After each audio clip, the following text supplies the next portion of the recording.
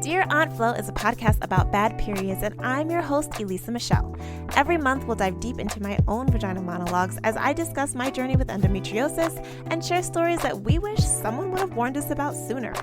I am your new period BFF, so let's get comfortable speaking about our cycles. All right, hello.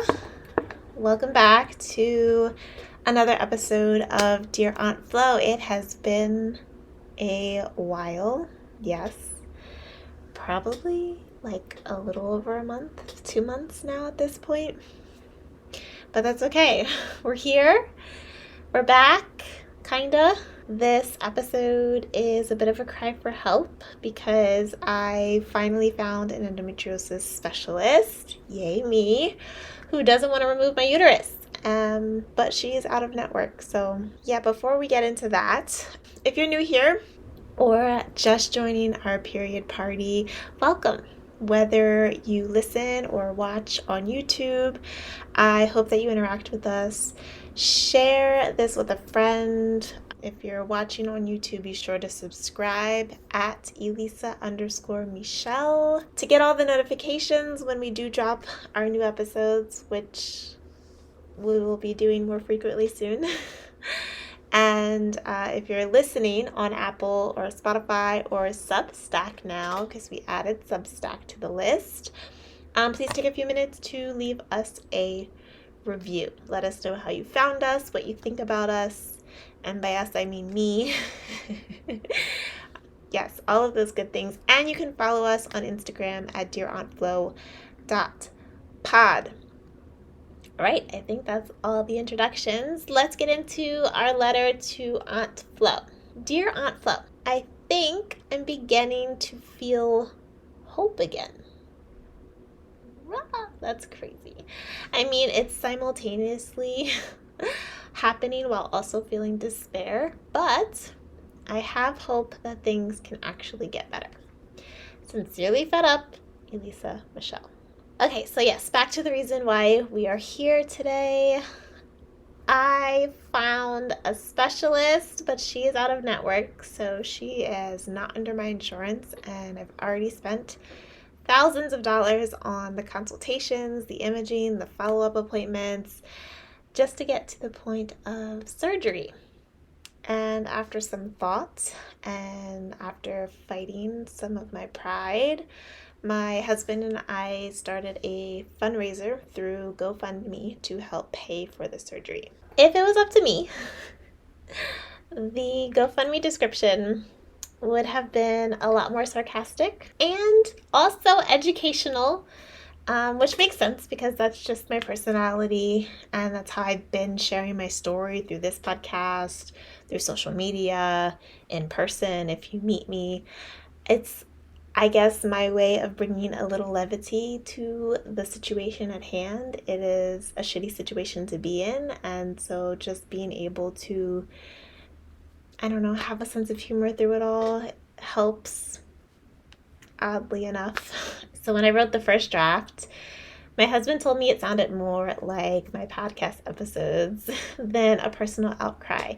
But like in my mind, people like storytelling, right? Like, it just seemed like the best way to share my story and also ask for help. But he thought that it leaned more towards bitterness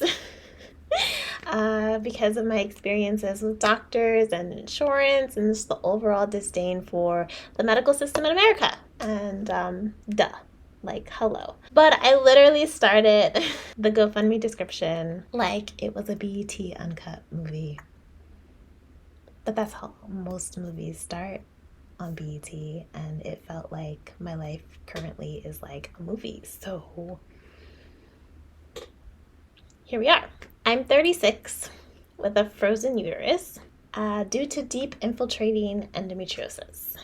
So my uterus doesn't move. I didn't even know the term, or not the term, I didn't know the fact that your uterus is like a movable organ, right? Like she should be going. She should be free. And mine is not free, mine is stuck. Mine is attached to my bladder, my rectum. it is overtaken by cysts and polyps and fibroids and fluid. There's a lot going on in there. And it seems like such a small area for so much to be happening. On top of endo, I also have adenomyosis, which is endo and ando. So that's fun. Adenomyosis is when the tissue of the lining grows into the uterine wall. So endometriosis is when tissue similar to the lining grows outside of the lining of your uterus. Endo is when tissue grows into the uterine wall. So it is just overtaking all of my organs at this point. For those of you who are freshly new to this podcast, I have shared my story openly from beginning to end, but I'm just going to go through again just to refresh everyone's memory, to relive my own trauma, and just to give you a bit of a more, I guess, overall synopsis of what's happening, how we got here, and what's next. So I have been dealing with endometriosis for the betterment of 7 years now, since about 2018, unofficially. And I say unofficially because you have to have an excision surgery to be diagnosed officially. And I have not had a surgery yet, coming soon. I've only had a clinical diagnosis and a diagnosis through imaging. So it's suspected that I have stage 4 endometriosis, which is pretty much the highest stage. It's like a cancer. It grows wherever it wants, it does whatever it wants, and that's what mine is doing currently. So it started with the never-ending period. Literally went on for months. Heavy bleeding all day, every day. I felt like the woman in the Bible who just longed to touch the hem of his garment to be healed because it was just free-flowing every day, all day long. And I could not pinpoint what was happening. And after seeing a few doctors, one finally ordered an ultrasound for me that showed one singular polyp. One polyp causing all of that bleeding. So that led to me having an outpatient surgery almost a year later. And in that surgery, they removed 6 polyps. 6. So that imaging showed 1, and they removed 6 when they actually went in for the surgery. So after that, the painful periods ensued. Every single month, like clockwork. I'd have to call out of work multiple times a month because I literally just could not get out of the bed. That kind of pain just takes over your entire body. You can't think straight. I couldn't eat food without it causing a flare-up or inflammation. I couldn't plan ahead because I never knew how my body was going to react on any given day. I couldn't get pregnant. And for the past 7 years, I've been trying to make my voice heard. So I started this podcast in 2024 to openly share my story about my period and my fertility journey in hopes that if anyone else was out there in the world that was experiencing this, we could trauma bond together.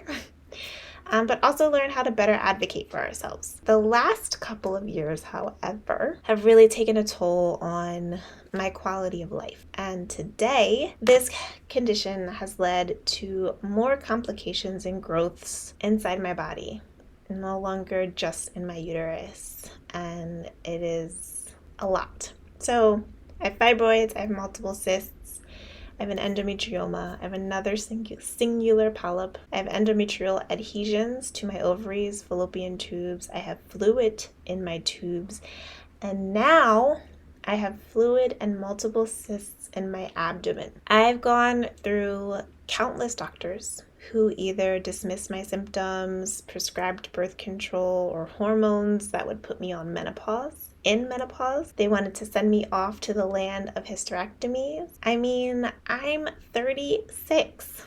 I've never been pregnant, and most doctors don't really care to preserve that part of you. They see an issue. They think that the only way to resolve that issue is to completely remove your entire uterus or hop you up on drugs instead of finding the problem and fixing it, regardless if you want kids or not. Your uterus is a part of your body. It is an organ that is a part of your body. You were born with this as a part of your body. It is you. To just haphazardly want to remove something that is a part of you and not get to the root cause of that just didn't sit right with me. Endometriosis is a full body disease. So along with all of my painful and immobilizing cramps during my cycle, which comes every 30 days, some people it comes every 21 days. For some people it comes every 35 days. There's no one size fits all, but mine comes every 30 days. It lasts for 10 to 14 of those days. It affects my digestion, my hormones, whether or not I ovulate. I don't ovulate, by the way. It hinders my ability to work. It limits my quality of life. It affects my mental and physical health. Hello, thank God for therapy. It's 2 a.m. bathroom cry sessions. It's constant brain fog. It's anxiety at the start of every single period. It's numerous canceled plans. And that's just the short list. In January of this year, some of you already know this, I was admitted to the hospital for about 3 days after the ER doctor found an 8-centimeter cyst on my left ovary. It turned out that I had a uterine infection, potentially caused by a procedure that I had at the end of last year called a hysterosalpingogram, where they check the condition of your tubes to see whether or not they're open. I hadn't been able to get pregnant for the year that we'd been married, and I wanted to know why. Afterwards, after the hospital stay, it got worse. So I spent a dreadful 2 weeks on antibiotics. I was disoriented. I was extremely fatigued. I had no appetite whatsoever. I was a shell of myself. And from then on, for the past 7 months, I've had a persistent distended stomach where I look like I'm about 3 months pregnant, and I'm not. And on top of that, still having the horrible cycles. And anytime I would try to tell my doctors, they would tell me that this is par for the course. This is endometriosis. This is what you're going to experience until you have a surgery. This is what you're going to experience until you have a hysterectomy. Unfortunately, this is what you're going to experience until you can get pregnant and have a child, and then it will change. That is not correct information. And if anyone is telling you to get pregnant, to have a hysterectomy, to go on Lupron, to put you in menopause, run for the hills and find a new doctor. If you have endometriosis and they schedule you and say you're trying to get pregnant and they schedule you to have a hysterosalpingogram, seek a second opinion to see if there is an alternative way of doing that procedure where they're not shooting fluid into your cervix, because that fluid may remain there and then start seeping into your abdomen and other places where it does not belong. Fast forward to now, after a couple of referrals from friends and my therapist, I finally found a specialist, an endometriosis specialist, and of course she's out of network. But my husband and I scheduled a consultation. From that consultation, she immediately ordered an ultrasound. And this ultrasound led to the tech calling the specialist while she was on vacation after discovering that I have multiple cysts in my abdomen. Now, this is where I found all of that out. So for the past 7 months, I've been complaining about this distended stomach, the extra bloating, the discomfort, and the ultrasound showed why that is happening now. And this tech, bless her heart, she was ready to take me to the ER. So after she was finished with the ultrasound, she calmly said, I want you to get dressed. I want you to go wait out into the waiting room. I saw something that is of concern, and I don't want you to panic. I'm going to call the doctor. I'm going to go over it with her and see what she says, but you might need to go to the ER. Like, when you tell someone not to panic, their first reaction is to panic. But because God, I did not panic, and I got dressed.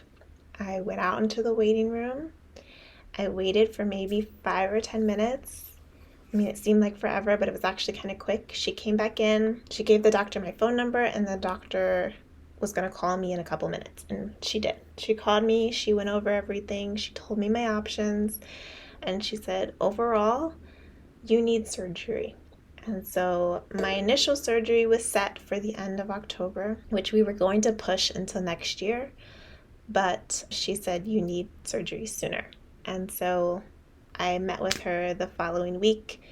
We were able to find a new date, and now my surgery is set for the end of September, which is in a little over 30 days. She answered all my questions, and we went over everything. And like, most importantly, like, she didn't want to take my uterus. She didn't want to give me hysterectomy. She didn't want to remove my tubes. She didn't want to remove my ovaries. She wanted to remove the root cause of the problem. And that's all I've been asking for the past 7 years, to someone to look at the root cause of the problem and remove it. So that's what she's going to do. With this specialist, we have been exploring alternative options for our insurance not covering the costs. They've already denied my office consultations. They've denied the imaging with the ultrasound.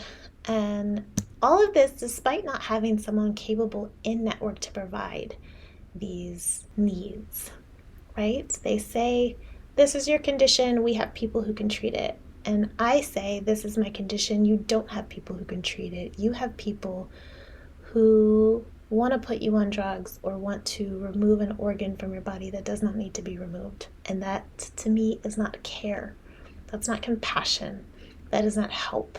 So we found someone that we think and trust that can give me my life back, that can have compassion on us, and that knows my body, knows the ins and outs of endometriosis, and can help. And so that's where we are now, a little over 30 days until surgery, and it's going to cost more than we can afford out of pocket. So I don't take lightly asking for help. I hate doing it. Like, it literally, I hate doing this, but I need help because this is just where we are, and I need the surgery, and ask not, get not, right? So the upfront cost alone for just the surgeon is $10,000. And then the remaining bill and ongoing care, we're overall asking for $25,000. And thank God we have raised so far almost $9,000. And I am just like, I've been a blubbering mess. I've been crying every day for, I don't know, the past 3 weeks of all, like, this has all happened in a span of 4 weeks. I've been dealing with this for 7 years.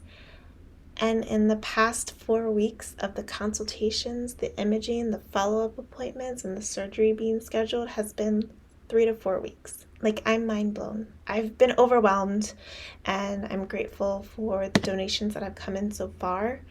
If you're not able to give monetarily, there are other ways you can support, like purchasing products from my business, Illustrated Melanin, purchasing art for my husband. I will link all of the links and things in the description below. Or just leave kind words. Seriously, just like, kind words go so far. Like, I've gotten messages from people that I haven't spoken to in years.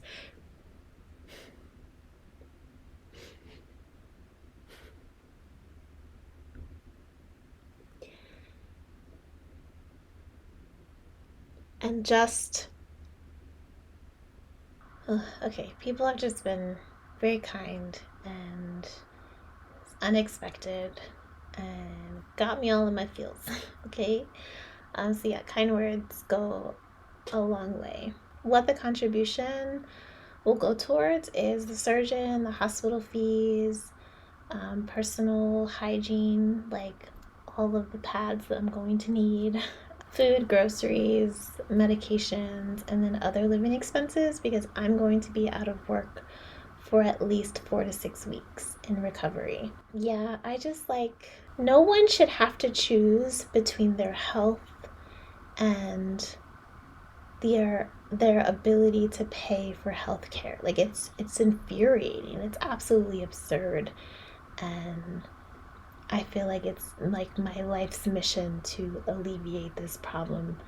And like maybe that's why God has put me in this position to experience these things firsthand, so that I know how to fight later. I don't know. It's just kind of what I've been toiling over. But yeah, this hasn't been an easy road. The road's not even over yet. It's not an easy thing to do, to ask people for help, to ask people for money. And I'm so grateful for the support system that I have, and my husband and my family and my friends. I'm grateful to you for just listening to my story, which is the story of so many other women, so many other people with uteruses who are experiencing these painful situations every single month, every single day. And it's not fair and it's not right. So I am grateful for any help that you can provide, whether it's through our GoFundMe, whether it's through purchasing products online or art online, whether it's just leaving kind words below. Like, everything and anything means the world. To my fellow Endo warriors, I see you. Know that you are not alone. Know that you are worthy. Know that you can advocate for yourself. Keep fighting for yourself. Your pain is real. Your experiences are real. Your life matters, and don't let anyone tell you otherwise. No one. Now, let's get into our affirmation for this episode. I am loved. Now say it with me.